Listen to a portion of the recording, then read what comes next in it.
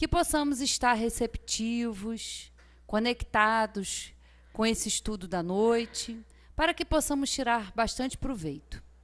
E que a nossa irmã que fará uso da palavra seja ajudada e intuída por esses amigos que, por certo, aqui comparecem. Graças a Deus, e que assim seja. Com vocês, Sueli, com esse tema aí, ó, grandão. Boa noite a todos. Nós estamos nesse assunto na terça-feira. Eu até comecei terça, eu às vezes até estico um pouquinho mais, que eu estou toda terça. E aí a gente pode ir dando continuidade, né? Aqui eu vou ter que encolher um pouquinho para dar tempo de terminar. Até porque, além de ser interessante isso aqui, por ser muito comum nas uniões na Terra, não estou me referindo apenas à união entre homem e mulher, não. Mas em todas as relações, é muito comum as relações que a gente tem na Terra serem relações antipáticas. E vamos entender bem o que quer dizer esse termo aí, que não é como a gente fala, ter antipatia, nem gostar do outro, não é isso. É apenas não ter semelhança de pensamentos. Não ter simpatia de pensamentos, afinidade de pensamento. Então, não quer dizer que a gente não goste da pessoa ou que tenha antipatia da pessoa. Não é isso. Não tem semelhança com os pensamentos, né? Mas não precisa ser inimigo por causa disso. E a maioria das nossas relações no mundo são constituídas de almas antipáticas. Até porque ninguém está junto por acaso. Ninguém tem um relacionamento, seja afetivo, no sentido de um matrimônio, ou na família, né, as uniões familiares, e também como amigos, como colegas de trabalho. Ninguém está junto por acaso. Todos nós temos algo para cumprir com aqueles que cruzam a nossa vida, ou permanecem ou não nela, mas sempre a gente tem algo para resgatar aí com aqueles que estão, né, no nosso círculo de relacionamentos, sejam eles os relacionamentos, quais forem, né? Então, a maioria é assim. Na parte mais, assim, intensa, né, para constituir uma família, né, as uniões matrimoniais, né, nessa parte aí, a maioria dessas uniões na Terra são antipáticas, porque a Terra é um planeta de provação e expiação. Então, a gente tem que resgatar muita coisa, a gente tem que se reajustar, a gente tem que aprender a amar. Por isso que a gente acaba colocando na nossa pauta reencarnatória, naquele plano de viagem que a gente faz, e se a gente não tem condição de fazer, a gente recebe e aceita. Caso a gente não aceite, será mudado o que pode ser mudado, e aquelas almas que não têm condição de escolha, nem é apresentada a escolha para elas. Elas precisam de cumprir aquilo que for necessário para elas evoluírem, né? Então, realmente, a gente não consegue muito bem entender as uniões aqui nos planos materiais, não, né? Mas Salomão também não entendia. Salomão, considerado um sábio, né? Ele está na Bíblia escrito isso lá no livro dos Provérbios, né? Que ele escreveu, que havia 4 coisas que ele não conseguia entender, que faziam parte dos mistérios para ele, né? Apesar de ser muito sábio. Ele não conseguia entender a águia voando no céu, a cobra rastejando nas pedras, o navio que encontrava o seu caminho na água e o amor entre um homem e uma mulher. Então, realmente não é algo muito fácil para se entender, não. E a gente, tanto que tem aquela famosa frase assim, em briga de marido e mulher ninguém mete a colher, porque não dá para entender, né? Hoje eles estão se matando, amanhã eles estão se abraçando, então não dá para entender esses relacionamentos. Então a gente deixa por conta realmente de cada um. Mas, como a gente disse, o termo antipática é apenas não serem almas afinizadas nos seus sentimentos e nos seus pensamentos, nos seus desejos, nas suas metas, nos seus objetivos. Não são, a maioria dos casamentos na Terra são de almas antagônicas, almas antipáticas, justamente para que elas possam se reajustar e possam aí desenvolver um amor incondicional, o que muitas vezes acontece, né? Tem um bom número de casamentos que fracassam, mas um bom número também de casamentos que dão muito certo e às vezes alguns até improváveis, né? Outros, né, não conseguem, aí vão gerar muitas decepções, muitas ingratidões, quebras de afeição, quebra de afeição, não é quebra de amor, porque amor não quebra. Amor, quando ele é verdadeiro, ele não quebra. Então é aquela paixão, aquela afeição, aquilo que faz que as almas se unam. Porque todas as almas, quando escolhem o seu parceiro, que em algumas culturas não é bem assim como é na nossa, ou até mesmo aquelas que não estão se unindo por interesses outros, a não ser o desejo de estarem juntos,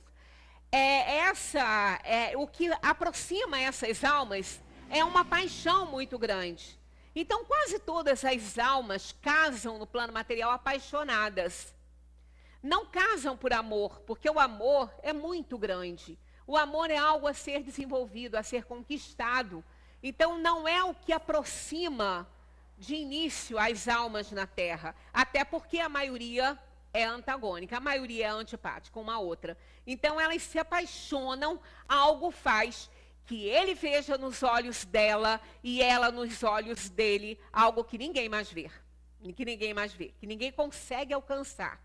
Aí, depois, é que vem o problema. Casamento é mar de rosas? Claro que é.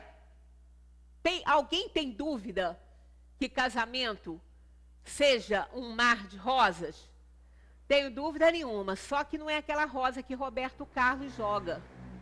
Essa tem espinho. Mergulha num mar de rosas sem cuidado, para ver o que vai acontecer. Vai sair todo arranhado, todo furado, né? Então, casamento é mar de rosas. Só que, né, tem perfume, mas também tem espinho. Principalmente nas uniões antipáticas. A mais viva afeição entre dois seres pode se transformar em antipatia e até em ódio. Como a gente vê isso acontecer, né? Vê muito isso acontecer. Essas uniões podem ocorrer por expiação, precipitação e superficialidade de sentimentos. Vocês podem estar estranhando precipitação porque já que a gente escolhe, mas a gente pode se precipitar? Pode. Porque o plano que a gente traz, nós podemos mexer, seremos responsabilizados pelas mexidas que dermos, e muitas vezes a gente se precipita ao encontrar uma alma que não deve ser aquela com quem nós vamos compartilhar nossa vida. Mas já que a gente antecipou uma escolha e essa alma tem algo a ver conosco, senão ela também não estaria no nosso campo, quando a gente se precipita, a gente vai ter que dar conta por essa escolha. E aquela que deveria fazer parte da nossa vida vai ficar para uma outra oportunidade. Porque nós estamos, né, segundo Magui sempre fala, já vivemos incontáveis séculos e estamos aí diante de milênios sem fim. Então, não precisamos ter pressa. O que mais nós vamos ter é tempo para fazer nossos resgates. Quanto mais rápido fizermos, melhor. Mas, como nós somos imortais, né, só o corpo que morre, nós somos espíritos e não morremos, então, não vamos correr, né? Quer dizer, quando a gente se precipita, todo aquele planejamento muda. Porque as almas que viriam se juntar a nós, que têm resgates a fazer com aquele casal, se ele ou ela se precipita e acaba se juntando com outra alma, e não vai dar para resgatar tudo que tinha que ser. Então, todo o plano vai ser alterado. Aquele primeiro plano não vai mais acontecer e não tendo um outro plano pronto, nós vamos fazendo esse plano acontecer e teremos que dar conta dele. Não quer dizer que a nossa encarnação será perdida, de forma nenhuma, mas nós só teremos que dar conta. E é uma relação difícil. Quando a gente se precipita, é uma relação muito difícil. Porque não foi planejada, as coisas vão acontecendo, então não é muito fácil acontecer, não. Mas é muito comum que aquela paixão que nos aproxima possa dar oportunidade aí de surgirem sentimentos ruins e que vão realmente causar muitos problemas nessa relação. Uma coisa que contribuiu muito, né, para as precipitações, não para as uniões antipáticas, porque essas uniões antipáticas, quando a gente decide, né, se unir com uma alma que não está afinizada com quem a gente tem que resgatar, a gente já decidiu isso. Não é aqui que isso vai acontecer. Mas uma coisa que é responsável por essas precipitações é a liberdade sexual, que impera na sociedade contemporânea e favorece um clima de mútua sedução, promovendo uniões que, inspiradas particularmente no sexo, tendem a complicar-se na medida em que surgem as rotinas do dia a dia, os problemas de relacionamento, as dificuldades financeiras. Isso aqui todo mundo passa. Rotina não é tão ruim, mas ela não pode permanecer, não pode o tempo todo a gente viver na rotina, porque não há relação que permaneça se ela não for apimentadinha de alguma forma, se ela não for conquistada de outra forma, dando, assim, uma carinha nova diariamente àquela relação. A rotina, ela acontece, mas dentro da própria rotina, o casal tem que fazer algo que possa sair um pouquinho e lembrar, né, da paixão que os uniu e que continua se ainda não sublimaram os sentimentos. Então, para que isso permaneça, a gente não pode se entregar a uma rotina e deixar que os problemas de relacionamento que vão ter, porque não adianta que não se tornam um, né? Apenas são almas diferentes, duas individualidades que se juntam, mas não se tornam uma. Então, cada um é uma individualidade. Então, esses problemas de relacionamento, eles vão acontecer, eles vão existir. Né? Um namoro, que mesmo que seja um namoro mais próximo, assim, de um relacionamento mais intenso, mas se a pessoa não mora junto, ela não sabe como realmente a outra pessoa é. Porque é mais fácil. Realmente, aquelas pessoas, tanto que os casamentos em que os parceiros moram, né, os consortes, moram em casas separadas, a tendência deles darem certo é grande. E é um casamento moderno, né? Isso acontece, até porque, dependendo da profissão em que exercem, às vezes em cidades diferentes, isso aí não é sinal de derrota em casamento, não. Porque quando se encontram ainda com aquele encantamento do namoro, né? Com muita cerimônia ainda. É agradável isso, não é tão ruim assim quando se pensa. Cada um tem que encontrar, né, o seu melhor jeito. E dificuldades financeiras todo mundo tem, mas isso realmente dá para contornar se as pessoas tiverem bastante calma e se tiverem aquele interesse em permanecerem juntas, com uma parceria, uma cumplicidade que não podem faltar em qualquer relacionamento, seja ele qual for. Do contrário, isso aí vai gerar tensões, atritos, insatisfações e vão começar as brigas. Vão começar as divergências de opinião. A coisa vai ficando num ponto que depois quase que não dá para retornar. Na sua generalidade, o matrimônio é laboratório de reajustamentos emocionais e oficina de reparação moral, através dos quais espíritos comprometidos se unem para tarefas no ministério familiar.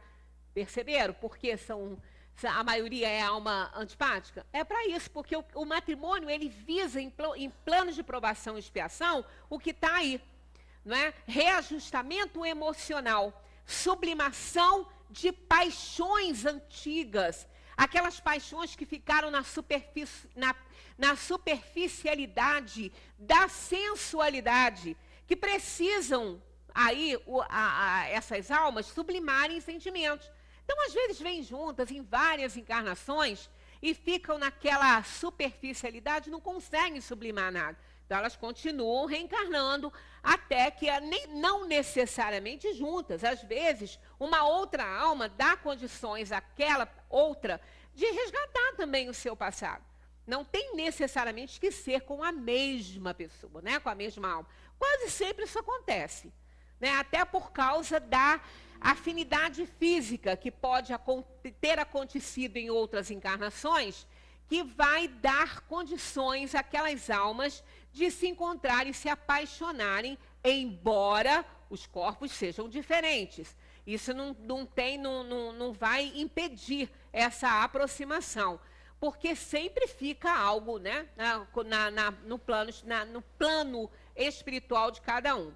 Fundamental procurar recursos num esforço individual para superarem o grande inimigo de qualquer relação, o egoísmo. Ele é que estraga tudo. Ninguém consegue manter um relacionamento, seja ele qual for, dentro da família ou fora da família, um relacionamento de amizade, um relacionamento de trabalho, se a pessoa for egoísta.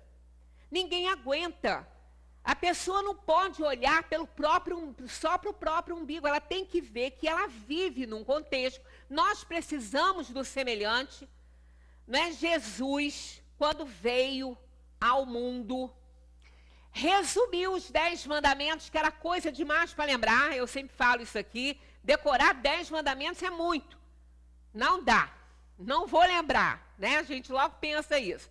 Pois é, não precisa. Porque Jesus veio e resumiu em 2, e aí não tem desculpa, porque, amar a Deus sobre todas as coisas e ao próximo como a si mesmo. Acabou. Isso aí resume toda a lei e os profetas, segundo Jesus falou. Então, todas as religiões, todas as filosofias, todas as leis, para o bem, tudo é para levar a criatura a isso. Amar a Deus sobre todas as coisas, o Criador, né? Ah, Deus, que Deus? Ah, mas o budismo não tem Deus. Mas tem Buda, né? Então, é o Criador, é o seu líder maior, né? Não importa o nome que Deus tem. Deus tem muitos nomes, não importa. Não importa nem a religião. Religião, muitas vezes, pode até matar a fé de alguém, né? Então, o que importa é a espiritualidade, é aquilo que sai, é aquilo que transcende, é aquilo que nos coloca acima de tudo. Isso que importa. Então, esse poder criador, essa divindade, esse criador, essa inteligência suprema que Kardec se refere no Livro dos Espíritos, o que é Deus, né? Inteligência suprema, causa primária de todas as coisas. Então, amando essa inteligência suprema que criou esse universo para nós, e que os físicos admitem essa inteligência suprema, porque dizem que o nada pode criar, chegar à conclusão que o universo, 4 grandes físicos, a gente já até trouxe reportagem aqui, que o universo foi planejado, foi criado e é mantido por essa inteligência superior. Então, amando essa inteligência e respeitando, amando o próximo como nós nos amamos, é tudo que a gente precisa para viver bem, para ter bons relacionamentos e ser feliz. Para isso, a gente não pode ser egoísta. A gente precisa ser parceiro do próximo, auxiliar, solidário, compassivo. A gente precisa disso, porque a gente precisa de receber isso também. Então, nos relacionamentos, principalmente nos relacionamentos matrimoniais, se existir egoísmo, ele é fadado à derrota de início. Porque a pessoa aguenta um tempo, depois ela não suporta mais, né? É necessário perceber que o nós da comunhão afetiva não opera a fusão dos 2 seres que a constituem. Então, não vão se tornar um só, né? Cada um continua sendo uma individualidade. Quantos há que pensam amar perdidamente porque julgam apenas as aparências? E quando são obrigados a viver em comum, não tardam em reconhecer que se tratava somente de uma paixão material. Né? É comum, às vezes, a gente encontrar uma mocinha, às vezes, de 13, 14 anos, começa a brigar com a família, porque a família não quer aquele namoro. Não, mas eu amo, eu estou apaixonada, é o homem da minha vida, é a mulher da minha vida. 13, 14 anos, não sabe nada ainda da vida. né? Então, acha que está apaixonada e quer se matar, né? Se o pai e a mãe não deixam, querem se matar. E aí começam a fazer bobagem, fogem, aquelas coisas terríveis que acontecem, que a gente vê, que depois a própria pessoa, depois mais tarde, vai rir disso, né? Alguns são até sérios, né? Mas não tão novinhos assim, já sabendo mais ou menos o que querem, né? Não é suficiente estar enamorado de uma pessoa que vos agrada e que supõe desdotada de belas qualidades. É vivendo realmente com ela que a podereis apreciar. Então, só quando a gente compartilha, né, momentos, quando a gente vive com essa pessoa, que a gente aprende ou a dispensar ou a querê-la bem perto, né? Então, há necessidade dessa convivência para que a gente conheça um pouquinho da pessoa, né? Senão não dá. Tanto que, às vezes, ele é um ótimo amigo, assim, né? É um ótimo colega de trabalho, é um ótimo amigo, é um ótimo elemento no grupo, da instituição. Aí, se por um acaso, né, o consorte lá reclama daquela alma, aí a pessoa, nossa, mas fulano é tão bonzinho. Ah, leva, mora com ele. Leva para você, mora com ele que você vai ver quem é. Então é porque é na intimidade da nossa vida, na intimidade dos relacionamentos, na intimidade do lar, que as pessoas se revelam, né? Então, quando começa a namorar, a gente está cheio de cerimônia, ele não é bobo de deixar aparecer certas coisas, ela também não, porque senão o casamento nem acontece, né? E o interesse é grande que aconteça, até porque as almas não se encontram por acaso nessa vida, né? Não há essa possibilidade nunca do acaso. Mas é vivendo realmente que nós poderemos apreciar a pessoa. Então, as aparências podem nos causar grandes problemas se a gente estiver estabelecendo uma união baseada nela. Quantas uniões, por outro lado, que a princípio pareciam incompatíveis, e com o correr do tempo, quando ambos se conheceram melhor, se transformaram num amor terno e durável, porque é baseado na estima recíproca. Então é necessário não esquecer que o espírito é quem ama, e não o corpo, e que dissipada a ilusão material, o espírito vê a realidade. Então, passado aquele primeiro momento daquela paixão que vai arrefecer, com certeza, é feito para isso, né? É feito para isso. Aquela paixão, ela é feita para juntar as almas, depois ela arrefece para que surja os sentimentos melhores, né? Para que ela seja substituída no decorrer do tempo por sentimentos verdadeiros, que esses não vão passar. Aí é aquela cumplicidade, é aquela parceria, é o amor se elevando à altura do progresso feito, né? Tanto que isso é tão importante que não é hábito, porque estão juntos porque se acostumaram. Pode ser até que se acostumaram, mas também porque se gostam, se amam. Nós vemos pessoas aí com muitos anos de casado que se gostam, se amam ainda, né? Isso existe. Aí, embora a gente pense que não, isso existe. Continuam se amando. E quando um vai primeiro, é aquela tristeza profunda que parece que o buraco não vai conseguir ser preenchido por nada, né? Mas é assim, é preenchido pelo quê? Pela lembrança. Porque às vezes a gente fala assim, porque na verdade essa questão de relacionamento, ela é muito relativa, né? Tom Jobim, numa das suas composições, ele diz, é impossível ser feliz sozinho, né? Fundamental é mesmo o amor. É impossível ser feliz sozinho. Quando eu escutei isso pela primeira vez, algumas vezes, eu falava assim, gente, mas isso aí é uma bobagem. Porque por que uma pessoa tem que casar? Por que uma pessoa tem que morar com outro? Por que ela tem que se relacionar com outro para ela ser feliz? Mas aí a gente vai interpretando e a gente vai abrindo, né, os horizontes do pensamento, vai ver que isso é uma verdade. Uma verdade.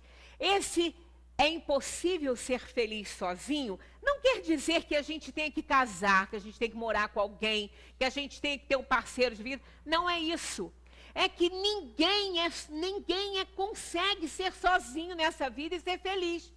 Lembra do filme O Náufrago, que ficou lá sozinho? Ele enlouqueceu lá, porque nós somos gregários, nós não fomos feitos e criados por Deus para viver isolados, sozinhos.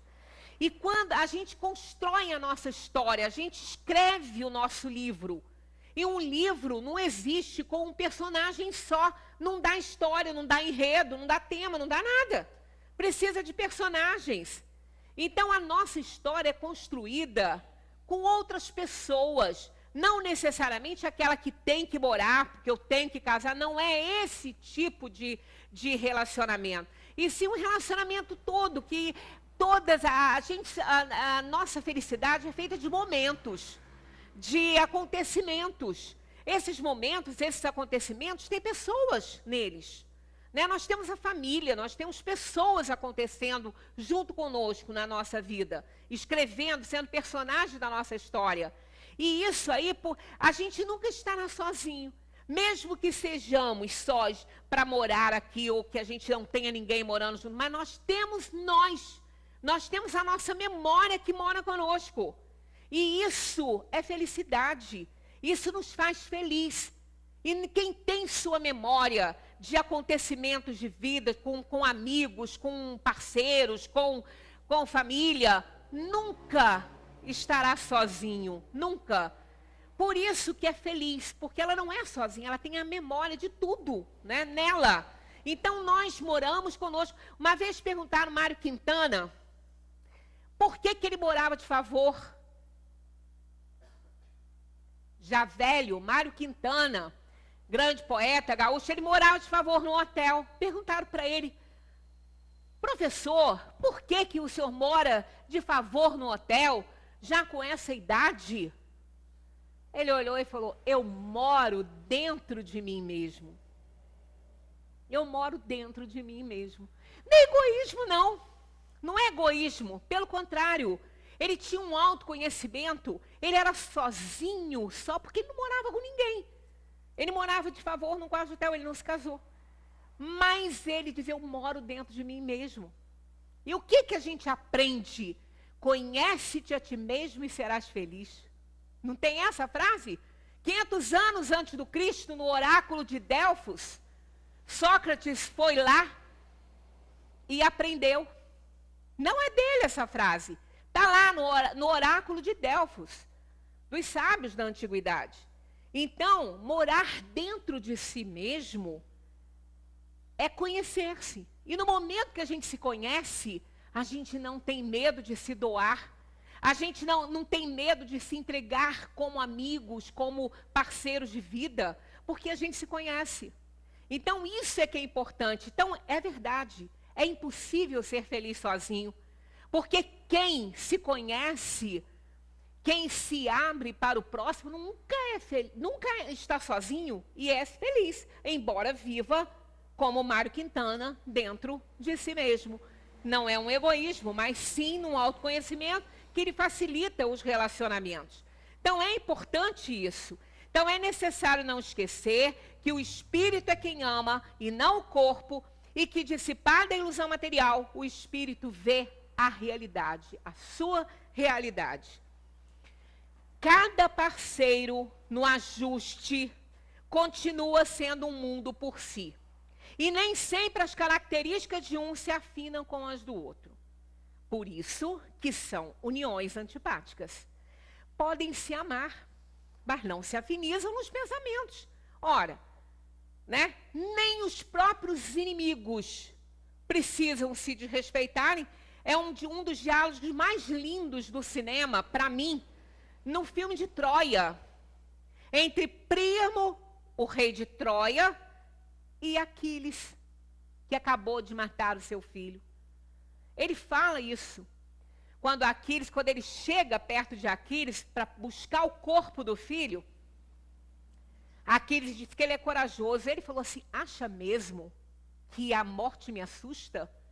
Você acabou de matar o meu filho e o arrastou até aqui. Acha mesmo que eu tenho medo da morte? Eu quero o corpo do meu filho para que eu possa colocar as moedas nos seus olhos para entregar ao barqueiro, para que ele tenha luz da sua vida espiritual. Aquiles acaba não se arrependendo, porque Aquiles era Aquiles, na Odisseia de Homero, ele era o grande guerreiro, mas ele lamentou ter feito aquilo. Ele não se arrependeu, ele apenas lamentou quando ele se despediu de Heitor e falou: brevemente estaremos juntos, meu irmão. Ele apenas lamentou. E ele ainda disse para Príamo: você é um rei muito melhor do que aquele que lidera esse exército. Então, aí ele falou: mas se você levar o corpo, ainda seremos inimigos amanhã. Ele falou assim: somos inimigos agora, porque eu amei meu filho desde a hora que ele abriu os olhos até a hora que você os fechou. Ainda somos inimigos, mas até os inimigos podem se respeitar. Então é lindo isso aí, né? Então não importa, nós temos contradições, divergências, não importa.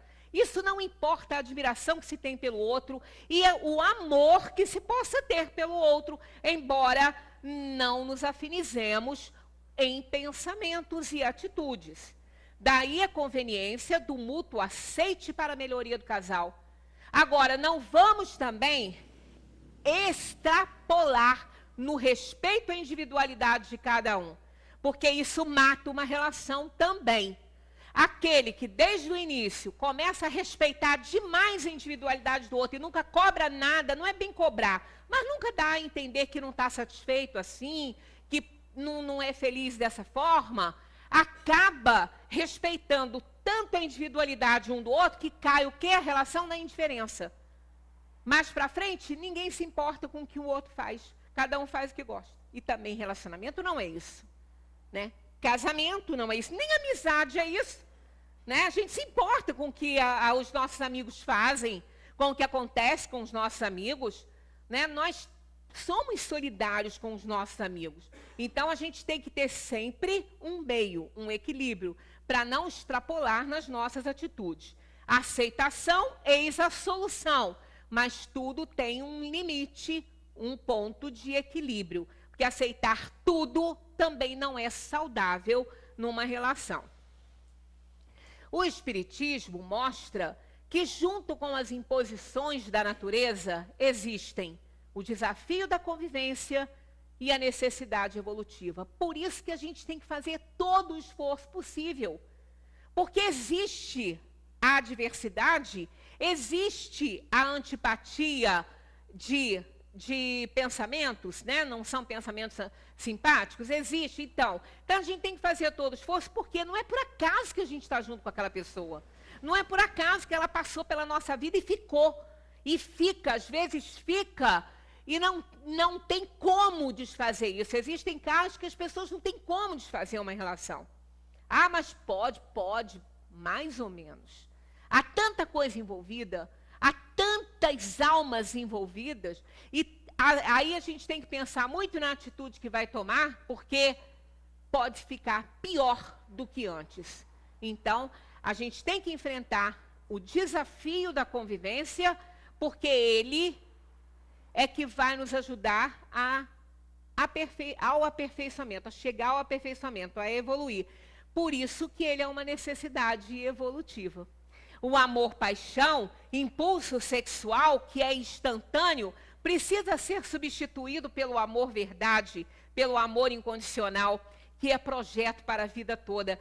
Normalmente, a paixão leva a esse amor incondicional mais tarde, com a convivência. Mas existem casos que realmente ele já começa amando. São almas que já se sublimaram. E outras que platonicamente amam sozinhas. Um livro lindíssimo, que eu não sei, eu até citei também terça-feira, O Amor no Tempo do Cólera, conta uma bela história de amor. Esse livro é de Gabriel Garcia Marques. O Amor, de Florentino Ariza e Firmina Daza. É uma história belíssima. E esse livro de Gabriel Garcia, ele escreveu baseado no amor dos pais dele. Ele conta a história, mais ou menos, dos pais. Não toda, claro, que ele escreveu, é uma obra de arte, mas assim, foi baseado na dificuldade que o pai teve para poder ter a sua amada, que é a mãe dele. Então é belíssimo o livro. Florentino esperou 53 anos, 9 meses e 7 dias pela sua amada. E quando ele a teve em seus braços como a grande paixão da sua vida, porque ela era de outra classe social, foi por preconceito que eles não puderam ficar juntos.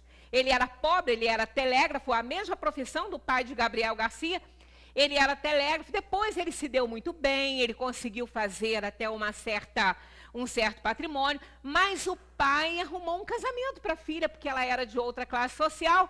Ela se casou com um médico e foram felizes, mas ela enviuvou. E ele estava lá esperando por ela. E nas noites de saudade, ele comia pétalas de rosa e tomava bules de café. A paixão de Florentino por Firmina era incondicional, né? E ele nunca deu certo com ninguém. Ele era até meio rude, meio bronco, e aí ele causa até, às vezes, uma certa antipatia. Tem uma passagem numa lanchonete que eu também fiquei assim, me irritada com o tal do Florentino. Mas quando ele a teve depois de 50 anos, 53 anos, 9 meses e 7 dias, ele num navio, ele marcou o encontro com ela num navio, e ele já tinha uma certa posição social. Ele navegando, ele pediu ao comandante que hasteasse a bandeira do cólera, porque estava, tanto que é o amor no tempo do cólera, porque aí o navio não podia aportar. Aí ficou pelo Rio Madalena, subindo e descendo, e ela falou: Florentino, quanto tempo nós vamos ficar nesse ir e vir? Ele, a vida toda. A vida toda. Por quê? Tudo que ele queria estava ali. O amor da vida dele estava ali. E era para a vida toda. Foram 53 anos de espera. Então, às vezes, e isso, a gente pensa, isso existe. Não é o normal, mas existe. É uma história linda de amor. Isso é projeto para a vida toda. Todos deveriam ser assim, mas nós estamos num plano de provação e expiação, vamos aterrissar na Terra. Platão diz o quê? O amor é uma alma habitando 2 corpos. Olha aí que coisa mais linda. O amor é uma alma habitando 2 corpos. Por isso que Platão estava acima dessa situação toda de sensualidade. E Mário Quintana, eu tenho uma admiração enorme por esse poeta, né?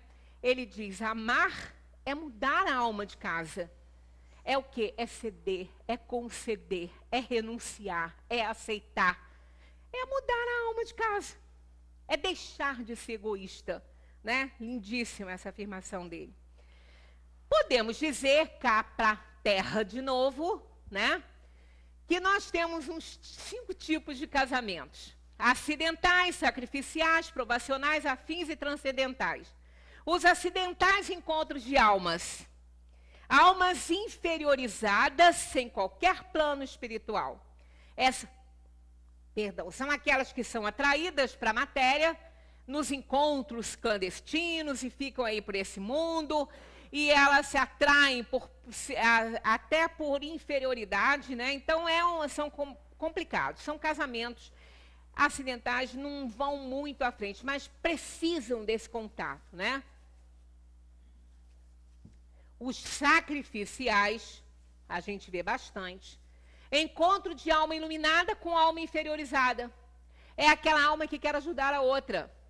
Ela nem precisa disso, mas ela vem e ela se une àquela alma inferiorizada, que de alguma forma ela tem um amor por aquela alma, né? Ela já sublimou um sentimento por aquela alma e a outra não. Então acontecem esses casamentos para auxílio dessa alma inferiorizada.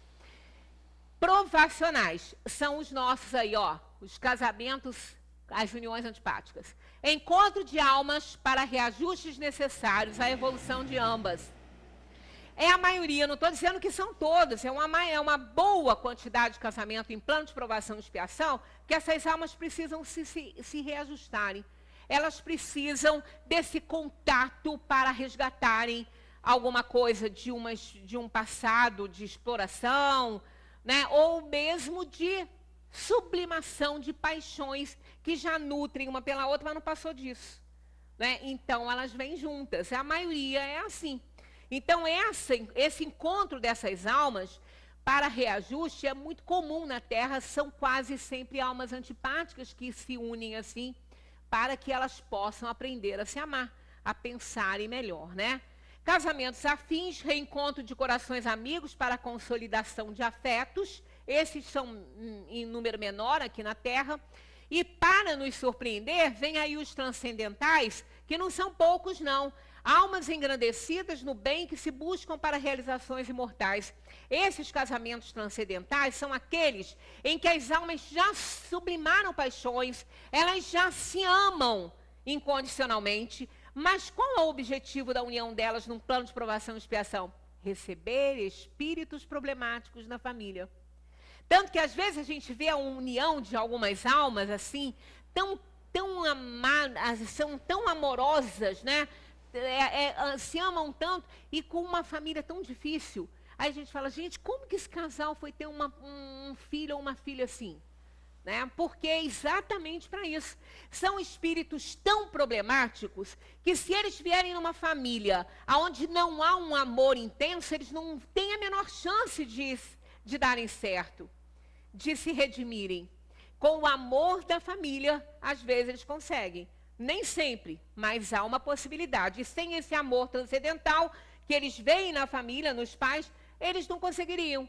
Então, é muito comum, porque a Terra é um planeta de reajuste emocional. Então, muitas almas vêm para se redimirem e precisam de um apoio, de um amor grande, né? E encontram isso nessas almas, nesses casamentos transcendentais. Allan Kardec nos oferece uma fórmula mágica. É mágica porque é difícil. Uma fórmula mágica que é a própria bandeira do Espiritismo. Ó, isso dá certo, esse casamento aí dá certo. Olha só, quem faz isso, né? Fora da caridade não há salvação. Amar a Deus sobre todas as coisas e ao próximo como a si mesmo.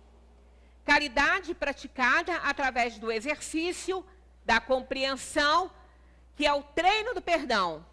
Da aceitação, que é o treino da tolerância. Do diálogo, que é o treino da atenção, da educação, que é o treino do respeito, e da doação, que é o treino da renúncia. Olha só, sem perdão, tolerância, atenção, respeito e renúncia, não tem casamento que vai dar certo sem isso. Não vivem bem essas almas. Para ter um bom relacionamento matrimonial, isso inclusive como amigo. Se você tem um amigo, mas você não sabe perdoar, você não sabe tolerar as diferenças do seu amigo, você não dá atenção a ele, não respeita e não renuncia no momento adequado, não tem amigo, não tem. Então é todo e qualquer relacionamento entre pais e filhos, irmãos, amigos, colegas de trabalho, tudo. Né? Nós estamos focalizando mais a questão aqui das uniões das almas dentro do matrimônio, mas ele se aplica a tudo. Então, sem perdão, tolerância, atenção, respeito e renúncia, não existe relacionamento que dê certo. Não adianta nem tentar. A pessoa tem que tentar fazer isso aí. Né? Então, através isso é virtude. Mas compreensão treina o perdão. A aceitação treina a tolerância. O diálogo treina a atenção. A educação treina o respeito. E a doação treina a renúncia. Aí o caminho fica mais fácil. Dá para ir levando, porque não é fácil, não. Viver conviver é o problema. Mas o nosso desafio é a convivência, né? Na 940, Kardec pergunta: a falta de simpatia entre os seres destinados a viver juntos não é igualmente uma fonte de sofrimentos, quanto mais amarga, quanto envenena toda a existência? Quer dizer, os casamentos provacionais. entre almas antipáticas não é uma fonte, não é, de sofrimento? Eles respondem, muito amarga, de fato. Mas é uma dessas infelicidades de que, na maioria das vezes, sois a primeira causa. Em primeiro lugar, as vossas leis são erradas. Porque nas leis de Deus não existe indissolubilidade de casamento. Só em algumas culturas do mundo. Ah, mas ninguém pode separar o que Deus uniu. Quem disse que Deus uniu? Quem pode garantir que Deus uniu? Deus não une almas com interesses. Deus não une almas que não têm o menor senso de respeito. Né? Então, Deus não faz esse tipo de união. Então, muitas vezes, as nossas leis são responsáveis pela nossa dor e pelo nosso sofrimento, porque muitas vezes nos impedem, né, de nos libertarmos. Uma coisa que... Porque liberdade não é fazer o que a gente quer. Baruch Spinoza fala muito bem, ele focaliza muito bem toda a filosofia dele sobre ética e liberdade. Ele deixa muito claro, liberdade não é fazer o que se quer, é ter a oportunidade de optar. Isso é liberdade. Não é fazer o que a gente quer, né? Então a gente precisa de optar. Acreditais que Deus vos obriga a viver com aqueles que vos desagradam? Depois, nessas uniões, procurais quase sempre mais a satisfação do vosso orgulho e da vossa ambição do que a felicidade de uma afeição mútua. E sofreis, então, apenas a consequência dos vossos preconceitos. Quantas pessoas ficam juntas por interesses? Quase se matam. Tem pessoas que não se separam para não dividir herança. Vocês não conhecem? Eu conheço. Não é um só, não. É problema. Fica ali, naquele sofrimento, naquela agonia, naquela angústia, ainda proporcionando infelicidade para quem está em volta, né? Por causa de interesses físicos, né? Interesses materiais. Então, aí não tem como reclamar, vai ter que sofrer, né? Desenrolando essa 940, na A, Kardec pergunta, mas nesse caso, não haverá quase sempre uma vítima inocente, quando ela, às vezes, ela se obriga ou é obrigada por alguma razão a estar naquele relacionamento ruim? Eles respondem que sim. E isso é para ela uma dura expiação. Mas a responsabilidade da sua infelicidade recairá sobre os que a causaram. Se a luz da verdade tiver penetrado em sua alma, ela se consolará com a fé no futuro. De resto, à medida que os preconceitos se enfraquecerem, desaparecerão também as causas dessas infelicidades íntimas. Então, a gente está num plano material de provação e expiação, sofre por causa ainda dos nossos vícios morais, né? Da nossa inferioridade. Aqui, eu achei maravilhoso isso aqui. Eu copiei isso aqui de uma celebração que foi uma das mais bonitas que eu assisti, uma celebração de casamento feita por um ministro da Igreja Presbiteriana do Brasil. O ministro Luiz Longini Neto. Ele é maravilhoso. Ele fez um casamento belíssimo, uma celebração linda, mas ele foi tão coerente em muitas coisas, né? Desejou sempre muitas coisas, falou sobre o amor o tempo todo, falou muita coisa. Inclusive, ele citou o livro do Gabriel Garcia, que eu achei interessante, porque eu gostei tanto daquele livro, né? E quando ele falou, eu quis reler, porque realmente tinha algumas coisas que eu já não lembrava muito bem, né? E ele falou que ele leu 15 vezes o livro. Eu falei, eu li uma, mas eu estou com vontade de ler de novo, né? Porque realmente é um livro muito bonito. E ele, então, chegando mais no final da celebração, ele falou isso aqui, né? Que eles deveriam ter uma casa, uma grande casa, não é uma casa grande, é uma grande casa, sem portas, sem janelas, sem telhado, para que a sua amada pudesse pisar num chão de estrelas. Ele é poeta, é lindíssimo. O casamento, a celebração foi muito bonita.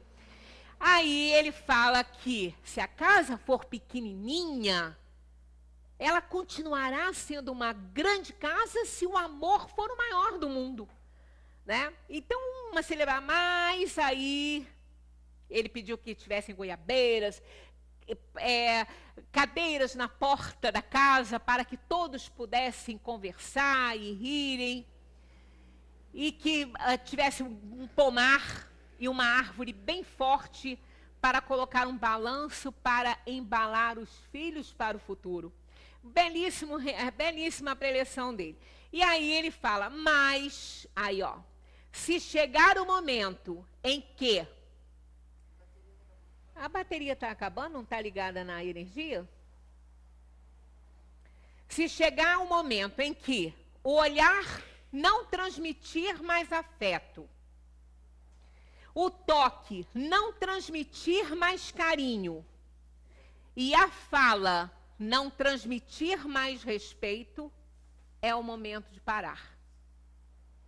É o momento de parar, andar de mãos dadas, tomar banho de cachoeira, saborear um bom vinho e bailar a dança do amanhã para que o dia amanheça em paz.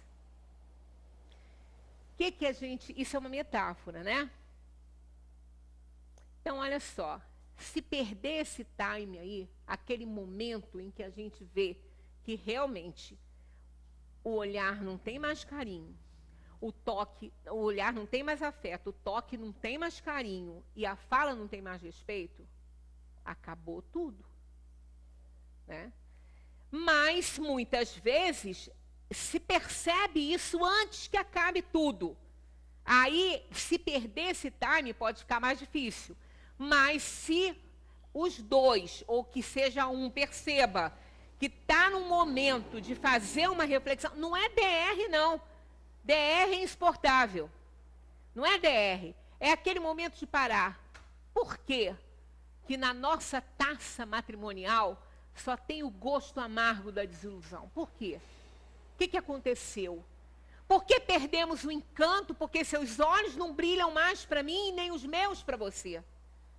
Se casamos apaixonados, se aprendemos alguma coisa sobre amor, o que aconteceu? Aí é aquele momento ali, ó, de parar, andar de mãos dadas numa amizade, numa troca de amizade, numa energia boa, sem briga, né?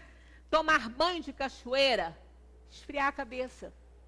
É uma metáfora, esfriar a cabeça, tomando um banho de cachoeira, saboreando um bom vinho e bailar a dança do amanhã para que o dia amanheça em paz.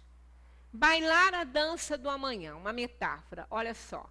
Ou para analisar e ver que vale a pena ainda investir na relação, ou para cada um seguir o seu rumo no amanhã. É muito bonito isso aí. Se a gente conseguisse perceber esse time, a gente tinha casamentos mais felizes. Porque isso não significa o fim. É o momento em que a gente percebe que a coisa não está boa, mas a gente não, parece que não vê, não liga, empurra, e quando percebe, já era. Aí não sobra mais nada. Na taça matrimonial só tem um sabor amargo, mais nada. Aí não tem jeito. E às vezes não tem como tomar uma atitude, aí é a infelicidade, né? Enquanto durar a encarnação. Mas é que a gente não percebe, né? Aí vem, se todos os esforços não forem suficientes para salvar um casamento, o divórcio é a solução legal para o que moralmente já se encontra separado. Baseado em razões justas, é providência divina e claramente compreensível nos processos da evolução pacífica. Tá? Isso está dentro da doutrina espírita. E é real. Agora, todos os esforços devem ser feitos. Por quê? Porque ninguém está junto por acaso. Temos que resgatar. Então, tudo deve ser feito. Assim como tudo deve ser feito para salvar uma vida, quando a matéria está doente, quando a doença chegou, tudo deve ser feito para salvar uma vida, Tudo deve ser feito para salvar uma relação. Vale a pena. Vale a pena. Porque tem tanta coisa boa para lembrar, né? Aqueles olhos já foram encantados uns pelos outros. Vale a pena, mas tem um time. Se passar, complica, né? Se passar, cai aí nessa questão do divórcio. Quem faz essa abordagem aqui é Joana de Ângeles. Divaldo Franco tem um livro, Após a Tempestade, que aborda temas muito importantes e muito bem abordados. Inclusive, eles falam sobre o divórcio. Tudo deve ser feito para evitá-lo. A ninguém é dado o direito de estimulá-lo, cabendo apenas ao casal decidir sobre as suas responsabilidades. Ninguém pode aconselhar isso. Ah, fulano, isso mesmo, fulano não tiver nada, ninguém pode dar palpite aí. Ninguém, por quê? Os compromissos são deles, né? O problema de relacionamento é desse casal. E as consequências também vão ser. As consequências do divórcio ou da permanência da união são deles também. Ninguém vai sofrer por eles. Ninguém vai responder por eles. Então, cada um tem que estar consciente da sua decisão. Bailar a dança do amanhã e ver o que é melhor. O que é melhor fazer? Ficar ou separar, né? Então, ninguém é dado o direito de opinar sobre isso. E se o fizer, vai responder pelas consequências, né? Aí, Joana de Ângeles faz aqui umas abordagens para a gente analisar.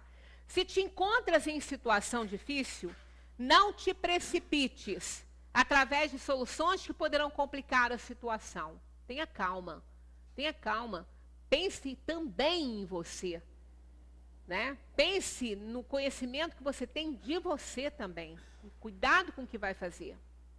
Dá tempo à outra parte, permanecendo em seu posto para que possa despertar para o reajustamento, que vale a pena às vezes.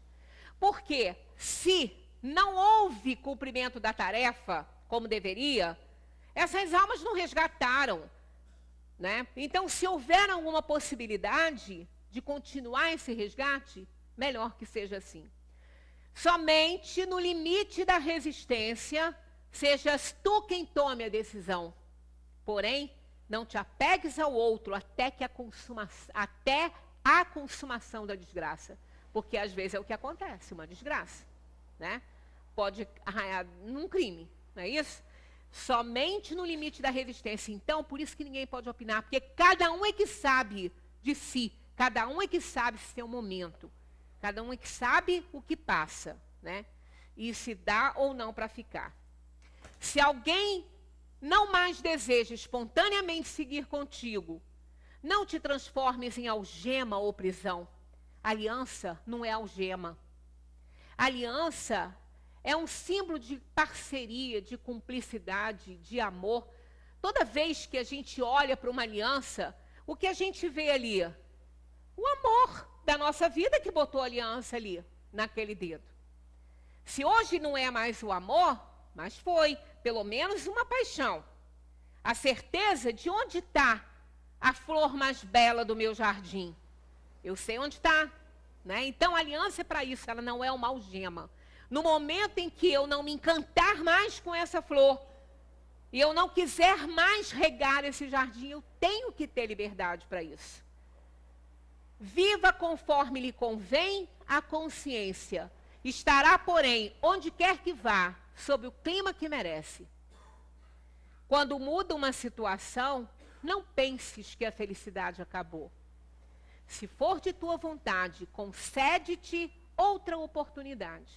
Quantas almas estão no nosso campo de ação que estão também para resgatar conosco? Não é só aquela, né, a quem a gente direcionou a nossa escolha. Mas todo esforço deve ser feito para que aquela união permaneça, porque ela é um resgate. Caso a gente não consiga, é isso que Joana de Ângeles deixa claro. Né? No livro Após a Tempestade, ela fala, esses itens eu tirei de lá. Muito interessante. comentário de Kardec no capítulo sobre a quebra de afeição. Por quê? Chega esse momento aí, houve quebra de afeição, houve ingratidão, houve tudo, né? E às vezes, antes que falte o respeito total, é preferível que sigam amigos, né? Sem mais o relacionamento matrimonial. Kardec diz: a natureza deu ao homem a necessidade de amar e ser amado. Um dos maiores gozos que lhes são concedidos na terra é o de encontrar corações que simpatizem com o seu. Ela lhe concede, a natureza lhe concede, assim, as primícias da felicidade que lhe está reservada no mundo dos espíritos perfeitos, onde tudo é amor e benevolência. Essa é uma aventura recusada ao egoísta. Porque o egoísta não consegue amar a Deus sobre todas as coisas e ao próximo como a si mesmo. Ele não consegue. E sem isso, ele não consegue se relacionar com ninguém, como a gente já falou. Num determinado momento dessa celebração desse matrimônio, o pastor, o ministro, né, Luiz Longini, fez referência ao grande mestre Chico Xavier. Isso para mim foi assim uma emoção, porque, né, ele é um pastor, ministro da Igreja Presbiteriana. E chamar Chico de grande mestre é porque ele é um grande mestre, né? E ele disse isso aqui, ó. Ele citou essa passagem de Chico quando Chico fez referência a esse mandamento maior do Cristo: amar a Deus sobre todas as coisas e ao próximo como a si mesmo. Ele comenta essa passagem dizendo: tudo é amor, até o ódio, o qual julgas ser a antítese do amor, nada mais é senão o próprio amor que adoeceu gravemente. E ele fala assim, o grande mestre continua: e o amor adoece quando não pensamos em Deus, não pensamos no próximo e não pensamos em nós mesmos. E continua: o amor, segundo Chico, é como um jardim que tem que ser cultivado a cada instante, a cada dia, a cada momento, senão não floresce.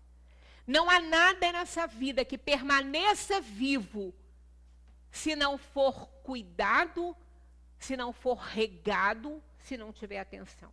Nada, tudo morre. Tudo arrefece, tudo termina. Mas quando a gente cuida, quando a gente aduba, quando a gente cultiva, a tendência é ele crescer e se tornar o amor verdadeiro. Qual é? É o incondicional. É aquele que não há nada que possa destruir. Não é aquele que nunca termina. Seja qual for a situação, ele está lá sustentando aquela relação. O amor não se reduz ao físico, ao romântico. O amor verdadeiro é a aceitação de tudo o que o outro é, de tudo o que o outro foi, do que será e do que já não é. Muita paz para todos.